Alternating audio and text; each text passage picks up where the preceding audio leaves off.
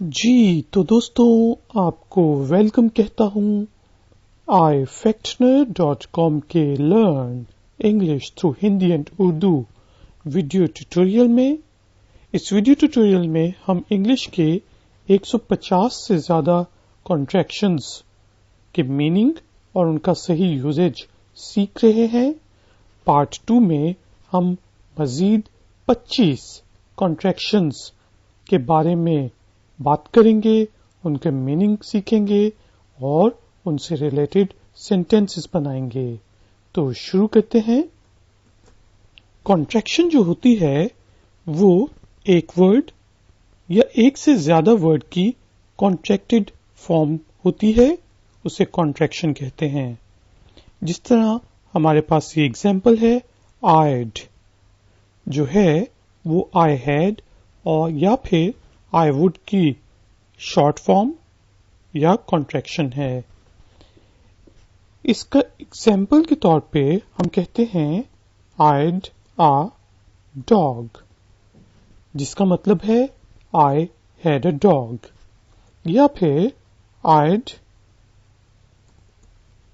Do it, जिसका मतलब है आई वुड डू इट। तो सेंटेंस को देखते हुए हम अंदाजा लगा लेते हैं कि ये आई हैड की शॉर्ट फॉर्म है या फिर आई वुड की कॉन्ट्रैक्शन है। तो आइड जो है वो आई हैड या फिर आई वुड की कॉन्ट्रैक्शन है। आगे चलते हैं। आई हैडंट, यह आसान है। आई हैड नॉट की कॉन्ट्रैक्शन है। एग्जाम्पल के तौर पे आई hadn't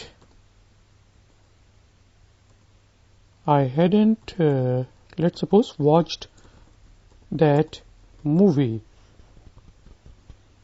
मैंने वो फिल्म नहीं देखी थी या मैं वो फिल्म नहीं देख चुका था, पास्ट परफेक्ट टेंस। तो आई hadn't जो है आई had not की कॉन्ट्रैक्शन है। इसी तरह हमारे पास है आई वुडेंट हैव, वुडेंट, ठीक जी, जो कि आई वुड नॉट हैव की कॉन्ट्रैक्शन है। एग्जाम्पल के तौर पे I wouldn't have completed my work without your help या सपोर्ट, कुछ भी लिख सकते हैं आप। इसका मतलब है कि मैं अपना काम आपकी मदद के बगैर कंप्लीट ना करता या नहीं कर सकता था। नहीं कर सकता था तो आई कुडेंट हो जाएगा, आई वुडेंट हैव जो है अगर आपने मेरी मदद ना की होती तो मैं अपना काम खत्म ना करता। ठीक है जी। तो I wouldn't have, I would not have की कॉन्ट्रैक्शन है, शॉर्ट फॉर्म है। आगे चलते हैं। आई वुड हैव, पहले में हमने कहा कि हम नहीं कर सकते थे या नहीं करते, और ये जो है आई वुड हैव की कॉन्ट्रैक्शन है। और एग्जाम्पल के तौर पे लेट्स सपोज मैं लिखता हूं इफ यू हैडंट, जो हैड नॉट की कॉन्ट्रैक्शन है, हम डिस्कस कर चुके हैं। इफ यू हैडंट कम, ठीक है, then I would have completed my homework. अगर आप ना आए होते तो मैंने अपना होमवर्क खत्म कर लिया होता। ठीक है जी। तो if you hadn't come, if you had not come, then I would have completed my work. Then I would have completed my work. ठीक है जी। जो नेटिव स्पीकर है वो ज्यादातर कॉन्ट्रैक्शन में या कॉन्ट्रैक्टेड फॉर्म में बोलता है और लिखता भी है इनफॉर्मल राइटिंग में, तो इसीलिए हमें कॉन्ट्रैक्शंस का पता होना चाहिए। तो आई वुड हैव की कॉन्ट्रैक्शन है। आगे आइल, आसान है, आई शैल या फिर आई विल की कॉन्ट्रैक्शन है। एग्जाम्पल के तौर पे I'll go there, सिंपल, यानी कि I will go there, मैं वहां जाऊंगा। तो I'll जो है आपकी I will या फिर I shall की कॉन्ट्रैक्शन है, यानी कि फ्यूचर सिंपल टेंस में फर्स्ट पर्सन प्रोनाउन के साथ हम I'll यूज कर सकते हैं। इसी तरह हमारे पास I am जो है वो I am यानी कि मैं की कॉन्ट्रैक्शन है। एग्जाम्पल के तौर पे I am at home, या आप सिंपल लिख सकते हैं I am let's suppose watching TV. I am watching TV, I am watching TV की कॉन्ट्रैक्टेड फॉर्म है, तो I am जो है I am की कॉन्ट्रैक्शन है, I am। इसी तरह हमारे पास है I've जो कि I have की कॉन्ट्रैक्शन है। एग्जाम्पल के तौर पे I have, I've let's suppose I've already ordered a pizza, मैंने पहले ही पिज्जा ऑर्डर कर दिया है, तो I've जो है I have की कॉन्ट्रैक्शन है। इसी तरह हमारे पास एक और कॉन्ट्रैक्शन है I haven't जो कि I have not की कॉन्ट्रैक्शन है। इसकी एग्जाम्पल जो है वो लेट्स सपोज हम लिखते हैं I haven't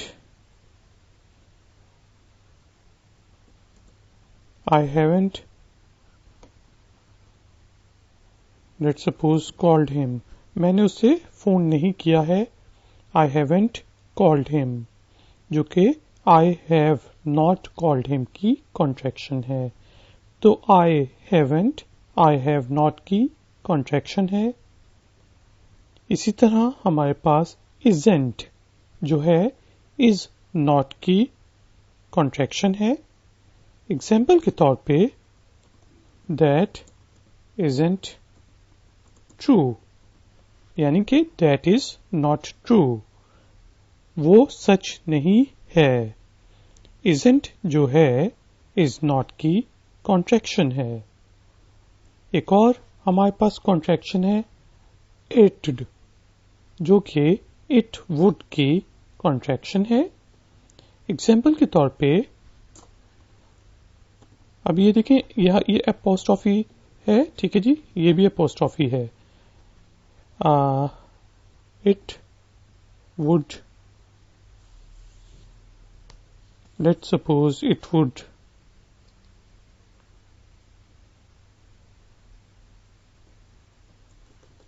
रन, ठीक है जी, यानी कि ये चलेगी। कोई भी मशीन है, आप कहेंगे अब मैंने ठीक कर दी है, इट रन, ठीक है जी, तो इट जो है इट वुड की कॉन्ट्रैक्शन है।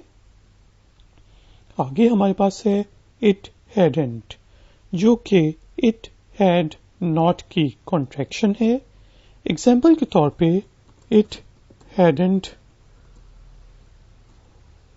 वर्कड, ठीक है जी, आपको किसी ने मशीन ठीक करके दी और वो काम नहीं किया उसने, तो आप कहेंगे इट हैडंट वर्क, यानी कि इसने काम नहीं किया था, ये नहीं चला था।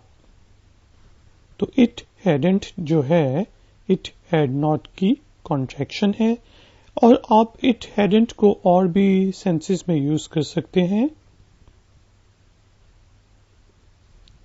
It hadn't have, it had not have की कॉन्ट्रैक्शन है। एग्जाम्पल के तौर पे it hadn't have the courage to bark. किसी कुत्ते के बारे में हम बात कर रहे हैं और हम कह रहे हैं कि उसमें इतना करेज नहीं था कि वो भौंकता. It hadn't have the courage to bark. तो it hadn't have जो है it had not have की कॉन्ट्रैक्शन है. एक और कॉन्ट्रैक्शन हमारे पास है it would have, जो कि it would have की कॉन्ट्रैक्शन है. एग्जाम्पल सेंटेंस के साथ हम इसके मीनिंग्स को समझने की कोशिश करते हैं. It would have worked very well. Let's suppose हम पहले कंडीशनल सेंटेंस यूज करते हैं. If you had, let's suppose, cleaned the motor, comma, it would have, या it would have worked very well. अगर तो आपने मोटर साफ की होती, कर दी होती, तो इसने बहुत अच्छा काम करना था. ठीक है. If you had, let's suppose, if you had cleaned the lens, it would have worked very well. अगर आपने लेंस को साफ कर दिया होता तो ये प्रोजेक्टर जो है बहुत अच्छा काम करता. तो it would have जो है it would have की कॉन्ट्रैक्शन है. आगे चलते हैं. It'll. It'll जो है it shall या फिर it will की कॉन्ट्रैक्शन है. एग्जाम्पल के तौर पे it'll rain tonight. यहां पे मैंने लिखा है it will rain tonight. मैं ऑनलाइन देख चुका हूं कि आज रात को बारिश होगी, तो मैं कह रहा हूं it'll rain tonight. तो it'll जो है it shall या फिर it will की फ्यूचर सिंपल टेंस की आपकी कॉन्ट्रैक्शन है. आगे चलते हैं. It's जो है it has या फिर it is की कॉन्ट्रैक्शन है. Let's suppose I have a dog. It has 4 legs. ठीक है. तो यहाँ पे its 4 leg जो है इसका मतलब है, मैं कह रहा हूं it has 4 legs. आमतौर पे अगर आपने it has लिखना है तो अच्छी बात है, आप सिर्फ कहें it has 4 legs, लेकिन आप कह सकते हैं it's 4 legs. और ये जो कॉन्ट्रैक्शन it's है हम आमतौर पे it is के लिए ज्यादा यूज करते हैं. Let's suppose it's raining. इसका क्या मतलब हुआ? It is raining. अभी बारिश हो रही है. तो it's जो है it has या फिर it is की कॉन्ट्रैक्शन है. इसी तरह हमारे पास it isn't है, जो कि it is not की कॉन्ट्रैक्शन है. एग्जाम्पल के तौर पे हमने कहा it's raining या फिर it अभी बारिश नहीं हो रही, तो it isn't raining यानी कि it is not raining. तो इसका मतलब है अभी बारिश नहीं हो रही.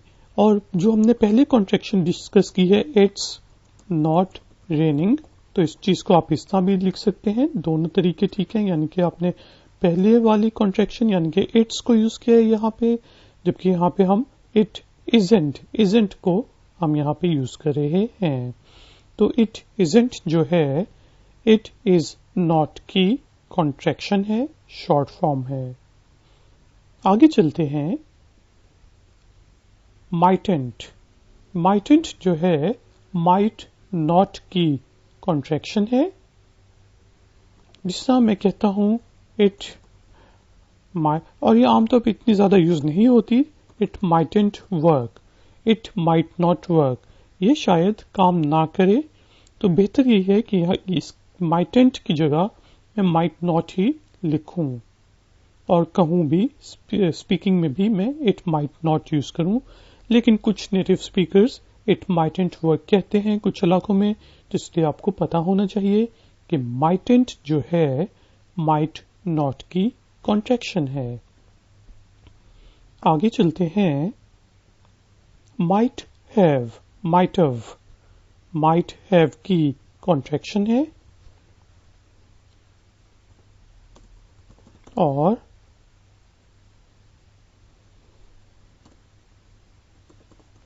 इसकी एग्जाम्पल है, example sentence, I might have called her. शायद मैंने उसे कॉल कर दी हो। I might have called her. ठीक है जी, शायद मैंने उसे कॉल कर दी हो। अब मैंने उसे कॉल कर दी है, पकड़ा गया हूं, तो मैं कह रहा हूं I might have called her. ठीक है जी, तो माइट हैव जो है माइट हैव की कॉन्ट्रैक्शन है। आगे चलते हैं, एक और हमारे पास वर्ड है मसेंट। मसेंट जो है मस्ट नॉट की कॉन्ट्रैक्शन है, और इसकी एग्जाम्पल जो है वो हो सकती है you mustn't hurt, sorry, you mustn't hurt anyone. ये इसका मतलब क्या है? You must not hurt anyone, यानी कि आपको किसी को भी नुकसान नहीं पहुंचाना चाहिए।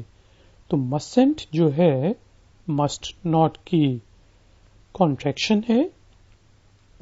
आगे चलते हैं, मसेंट हैव जो है मस्ट नॉट हैव की कॉन्ट्रैक्शन है। एग्जाम्पल के तौर पे यू mustn't have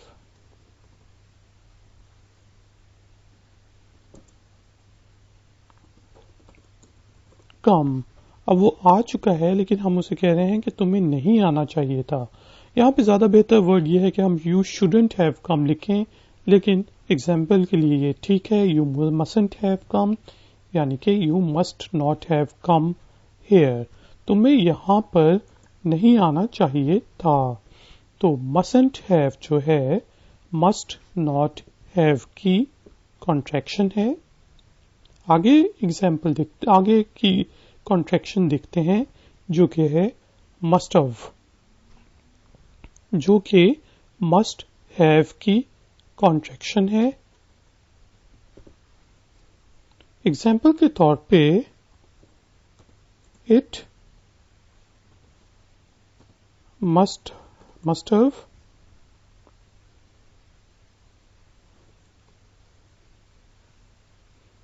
barked। ठीक है, लेट्स सपोज barked, यानी कि इसने जरूर भौंका होगा। जब रात को चोर आए थे तो इसने जरूर भौंका होगा। तो इट मस्ट हैव जो है इट मस्ट हैव बार्क्ड की कॉन्ट्रैक्शन है, मस्ट हैव की कॉन्ट्रैक्शन है। आगे देखते हैं, नीडेंट जो है नीड नॉट की कॉन्ट्रैक्शन है, कॉन्ट्रैक्टेड फॉर्म है, शॉर्ट फॉर्म है। एग्जाम्पल के तौर पे एग्जाम्पल जो होगी, लेट्स सपोज आई नीडेंट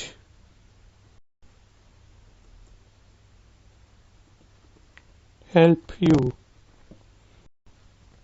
यहां पे मैं कह रहा हूं I needn't help you, I needn't to help you. ठीक है, सही एग्जाम्पल ये है, I needn't to help you, यानी कि I need not to help you, यानी कि मुझे आपकी मदद करने की जरूरत नहीं है, लेकिन चलें मैं कर देता हूं।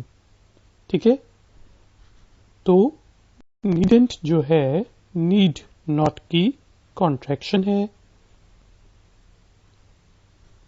अब जो है टाइम से रिलेटेड एक कॉन्ट्रैक्शन आ गई, ओ क्लॉक, जो कि है ऑफ द क्लॉक, जिससे हम कहते हैं इट्स, जो इट इज की कॉन्ट्रैक्टेड फॉर्म हम डिस्कस कर चुके हैं, इट्स 12 ओ क्लॉक।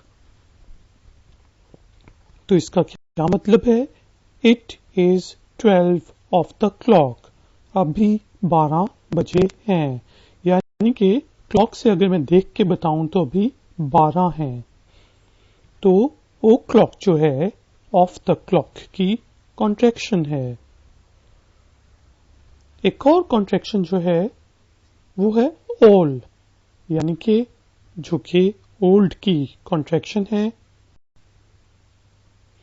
जिस तरह आप किसी से मिलते हैं बहुत देर बाद, अपने किसी पुराने दोस्त से या बड़े दोस्त से, तो आप कहते हैं oh my old friend how are you. जिस तरह my old friend how are you, oh मेरे बूढ़े दोस्त, ओ मेरे पुराने दोस्त कैसे हो तुम। ठीक है, तो ओल्ड जो है ओल्ड की कॉन्ट्रैक्शन है।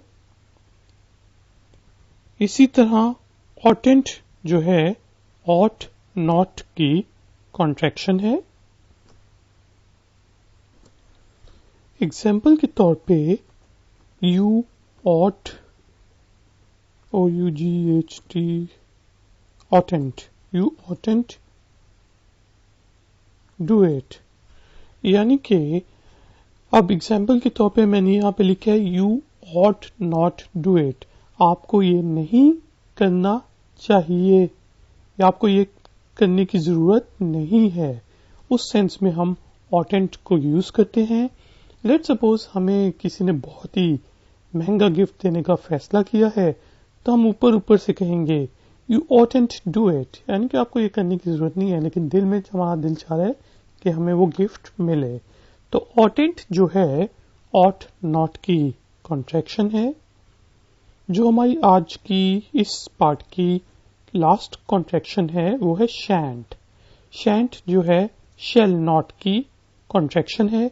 शेल नॉट अब आजकल की इंग्लिश में हम नहीं यूज करते, लेकिन ब्रिटिश इंग्लिश में हम शैंट या शेल नॉट यूज करते हैं। तो लेट सपोज हम कहें इट शैंट रेन,